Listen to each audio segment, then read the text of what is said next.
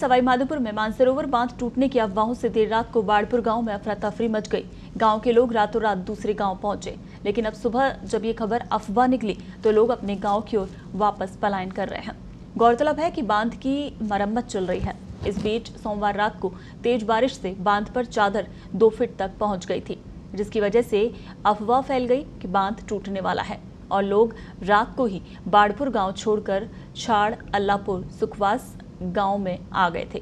और अब वापस सुबह जब उन्हें पता चला कि सिर्फ अफवाह थी तो उसके चलते वापस अब सुबह अपने गांव की ओर पलायन कर रहे हैं। तो भारी बारिश के चलते कल बांध पर 2 फीट की चादर चल रही थी। बांध पर मरम्मत का काम चल रहा था और पानी की चादर जो थी वो 2 फीट ऊपर होकर निकल रही थी। इसके चलते गांव में अफवाह फैल गई कि गांव वो बांध टूटने की कगार पर है और उसी के चलते अफवाह को सुनते ही गांव के लोग वहां से पलायन करने लगे।